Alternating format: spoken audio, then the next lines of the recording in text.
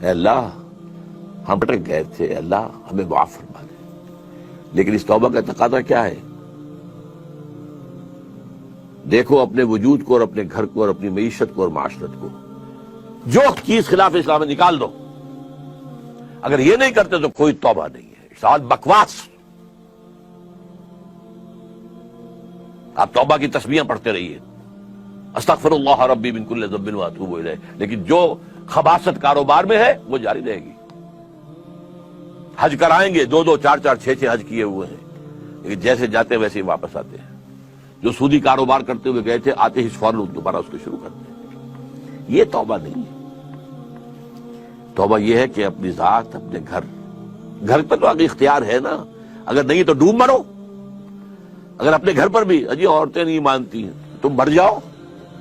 حضور کے الفاظ دہرا رہا ہوں یہ، جب تمہارے معاملات تمہاری عورتوں کے حوالے ہو جائیں گے، بطن الارض خیر لکم من ظہرہا، تو زمین کا پیٹ تمہارے لیے بہتر ہوگا کہ تم دفن ہو جاؤ اس میں، اس کی پیٹھ کی بجائے کہ پیٹھ کے اوپر چلو پھرو، اس کی بجائے زمین کے پیٹ میں دفن ہو جانا بہتر ہوگا.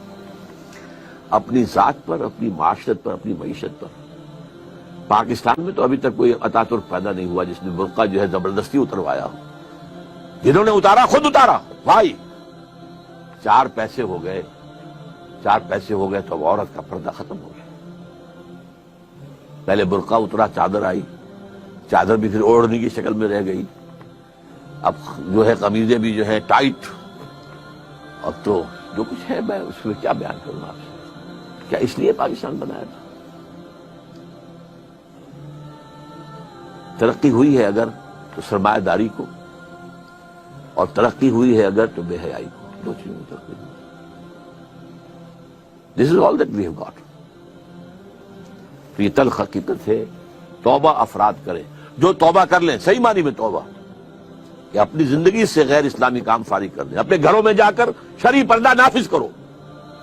نہیں کرتے تو تمہارا اسلام کے ساتھ کوئی تعلق نہیں. یہ شریعت کس لیے دی گئی تھی؟ یہ سورہ نور کے اندر اتنے احکام آئے ہیں، سورہ احزاب کے اندر اتنے احکام آئے کس لیے ہیں؟ تلاوت کرو اور ثواب لے لو. اللہ اللہ خیر صلی اللہ. یہ بینک سے سارا معاملہ کر کے آپ کاروبار چلا رہے ہیں، اپنا بڑھا رہے ہیں، کیا حرام نہیں ہے؟ ہمارے رگو پے کے اندر حرام شرائط کیے ہوئے. تو پہلی بات کیا ہوگی؟ توبہ. لیکن توبہ اس عمل کے ساتھ توبہ، اور پھر باہم جڑ جائیں، کسی ایک شخص سے بیعت کریں جس پر اعتماد ہو، جس کے اخلاق پر، جس کے کردار پر، جس کی سیرت پر، جس کی دیانت پر، جس کی سنسیریٹی پر اعتماد ہو.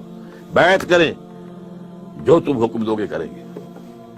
ہاں شریعت کے خلاف کوئی حکم دو گے تو نہیں مانیں گے.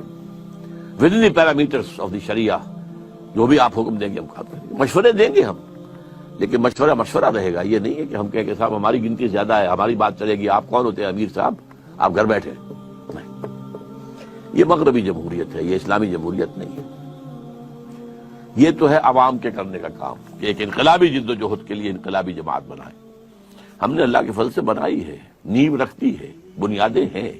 اب کچھ تھوڑی تھوڑی تعمیر بھی اوپر ہو رہی ہے. لیکن یہ کہ اب آپ کے سامنے یہ بات پہلی مرتبہ رکھ رہا ہوں، تو آپ اگر چاہیں تو تنظیم اسلامی کے بارے میں لٹریچر جو ہے وہ حاصل کیجئے، پڑھیے، اس کے لوگوں کے ساتھ ملیے، اس کے قریب جائیے، ان کے قائدین کے قریب جائیے، دیکھیے کہ سنسیریٹی کی خوشبو آتی ہے کہ نہیں آتی. اور دوسری توبہ حکومت کی سطح پر.